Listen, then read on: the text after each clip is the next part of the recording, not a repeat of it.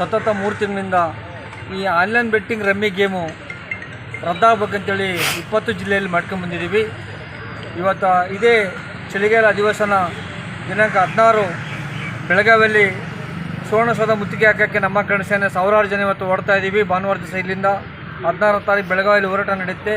ಈ online betting rummy game ಬಂದಾಗಬೇಕು. ಸರ್ಕಾರ ಕೂಡಲೇ ರಾಜ್ಯ ಸರ್ಕಾರ ಮತ್ತು ಕೇಂದ್ರ ಸರ್ಕಾರ ಗಮನ ಹರಿಸಿ ಇದಕ್ಕೆ ರದ್ದಾಗಬೇಕು ಕರ್ನಾಟಕದಲ್ಲಿ. ಯಾಕಂದರೆ ಈಗಲೇ ತೆಲಂಗಾಣ, ಒರಿಸ್ಸಾ, ಆಂಧ್ರದಲ್ಲೆಲ್ಲ ಬಂದಾಗಿದೆ. 5 ರಾಜ್ಯದಲ್ಲಿ ಬಂದಾಗಿದೆ ಈ ಆನ್ಲೈನ್ ಬೆಟ್ಟಿಂಗ್ ರಮ್ಮಿ ಗೇಮು. ಈ ಆನ್ಲೈನ್ ಬೆಟ್ಟಿಂಗ್ ರಮ್ಮಿ ಗೇಮಿಂದ ಎಷ್ಟೋ ಜನ ವಿದ್ಯಾರ್ಥಿಗಳು ಪ್ರಾಣ ಕಳ್ಕೊತಾ ಇದ್ದಾರೆ, ಸೂಸೈಡ್ಗಳು ಮಾಡ್ಕೊತಾ ಇದ್ದಾರೆ. ಕೂಡಲೇ ರದ್ದಾಗಬೇಕು. ಯಾಕಂದರೆ ಸಾಲಗಳು ತಂದೆ ತಾಯಿ ಎಜುಕೇಷನ್ ಅಂತೇಳಿ ಮೊಬೈಲ್ ದುಡ್ಡು ಇಟ್ಟಿರ್ತಾರೆ.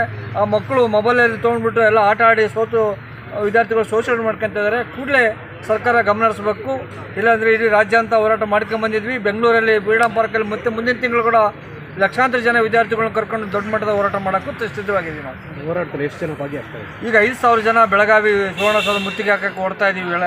ಬೆಂಗಳೂರು ಇಡೀ ರಾಜ್ಯಾಂತ ಎಲ್ಲ ಜಿಲ್ಲೆಯಿಂದ ಹೋಗ್ತಾ ಇದ್ದೀವಿ. ನಾವು ಮತ್ತು ನಮ್ಮ ರಾಜ್ಯ ಪದಾಧಿಕಾರಿಗಳು ಗಣೇಶರಾವ್, ಕೇಶವಕರ್ ಆಗ್ಬೋದು, ಚಾಕ್ಮಳ್ಳಿ ನಾಗರಾಜ್ ಆಗಿರ್ಬೋದು, ಸಾಕಷ್ಟು ರಾಜ್ಯ ಪದಾಧಿಕಾರಿ ಎಲ್ಲ ಸೇರಿ ಒಟ್ಟಾರೆ ಇದಕ್ಕೆ ರೂಪಿಸಿದ್ದೀವಿ. ಹೋರಾಟ ಮಾಡ್ತೀವಿ ದೊಡ್ಡ ಮಟ್ಟದಲ್ಲಿ. ಎಲ್ರಿಗೂ ನಮಸ್ಕಾರ.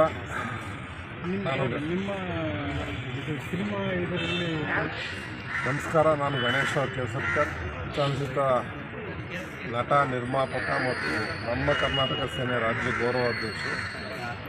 ಇವತ್ತು 16ನೇ ತಾರೀಕು ನಮ್ಮ ಕರ್ನಾಟಕ ಸೇನೆ ವತಿಯಿಂದ ಸುವರ್ಣಸೌಧ ಮುತ್ತಿಗೆ ಕಾರ್ಯಕ್ರಮ ಹಾಕ್ಕೊಂಡಿದ್ದೀವಿ. ಕಾರಣ ಇವತ್ತೇನು online gaming, online betting, rummy circle, ಇದರ ಮುಖಾಂತರ ಯುವ ಸಮೂಹ ಮತ್ತು ಯುವಕರು, ವಿದ್ಯಾರ್ಥಿಗಳು ತಾವು ಹಾಳಾಗಲು ತಮ್ಮ ಸಂಸಾರವನ್ನು ಕೂಡ ಹಾಳು ಮಾಡ್ತಾ ಇದ್ದಾರೆ, ಪ್ರಾಣವನ್ನು ತೆರ್ತಾ ಇದ್ದಾರೆ. ಇದೆಲ್ಲಕ್ಕೂ ಒಂದು ಅಂತಿಮವಾಗಿ ಗೆರೆ ಹಾಕಬೇಕು, ಇವೆಲ್ಲ ನಿಲ್ಲಬೇಕು ಅನ್ನೋ ಕಾರಣಕ್ಕೆ ಸುಮಾರು 3-4 ತಿಂಗಳಿಂದ ಎಲ್ಲ ಜಿಲ್ಲಾಧಿಕಾರಿಗಳು ಪ್ರತಿ ಜಿಲ್ಲೆನಲ್ಲೂ ಭೇಟಿಯಾಗಿ ನಮ್ಮ ಕರ್ನಾಟಕ ಸೇನೆಯ ಜಿಲ್ಲಾಧ್ಯಕ್ಷರುಗಳು ಮನವಿಯನ್ನು ಕೊಟ್ಟಿದ್ದರು. ಬಟ್ ಆ ಮನವಿಗೆ ಸರ್ಕಾರ ಯಾವುದೇ ರೀತಿಯ ಸ್ಪಂದನೆಯನ್ನು ಮಾಡಿಲ್ಲ. ಹಾಗಾಗಿ ಇವತ್ತು 16ನೇ ತಾರೀಕು ಸುವರ್ಣಸೌಧ ಮುತ್ತಿಗೆ ಹಾಕಬೇಕು ಅನ್ನೋ ಒಂದು ಕಾರ್ಯಕ್ರಮ ಹಾಕ್ಕೊಂಡಿದ್ದೀವಿ. ಕಾರಣ ಇಷ್ಟೇ, ನಮ್ಮ ಕರೆಗೆ ಸ್ಪಂದನೆ ಸಿಗದಾಗ ನಾವು ಈ ಒಂದು ಪ್ರತಿಭಟನೆಯನ್ನು ಸಾಂವಿಧಾನಿಕವಾಗಿ ಮಾಡಲೇಬೇಕಾಗತ್ತೆ. ಆ ಕಾರಣದಿಂದ ಮಾಡ್ತಾಯಿದ್ದೀವಿ. ಇನ್ನೂ ಕೂಡ ಟೈಮ್ ಇದೆ ಸರ್ಕಾರಕ್ಕೆ, ನಮ್ಮ ಸಂಘಟನೆಗೂ ಈ ಒಂದು ಮುತ್ತಿಗೆಯನ್ನು ನಿಲ್ಲಿಸ್ಬೇಕಂದ್ರೆ ಏನು ಆನ್ಲೈನ್ ಬೆಟ್ಟಿಂಗಿನ ನಿಷೇಧ ಮಾಡ್ತೀವಿ ಅಂತ ಯುವಕರಿಗೆ ಒಂದು ವಾಗ್ದಾನ ಕೊಟ್ಟರೆ ನಾವು ನಮ್ಮ ಕಲಾ ದೇಗುಲವನ್ನು, ನಮ್ಮ ಪ್ರಜಾ ದೇಗುಲವನ್ನು, ಮುತ್ತಿಗೆ ಕಾರ್ಯಕ್ರಮವನ್ನು ಏಕೆಂದರೆ ತಟಸ್ಥಗೊಳಿಸ್ತೀವಿ. ಕಾರಣ ಅದು ಪ್ರಜಾ ದೇಗುಲ, ಅದಕ್ಕೆ ಗೌರವ ಕೊಡಬೇಕು. ಆ ಗೌರವದಿಂದ ನಾವು ಅದನ್ನು ಹೆಚ್ಚುಗೊಳ್ತೀವಿ. ಬಟ್ ಸರ್ಕಾರದಿಂದ ನಮಗೆ ಒಂದು ಬರಬೇಕು, ವಾಗ್ದಾನ ಬರಬೇಕು, ನಾವು ಆನ್ಲೈನ್ ಬೆಟ್ಟಿಂಗಿನ ನಿಲ್ಲಿಸ್ತೀವಿ ಅಂತ.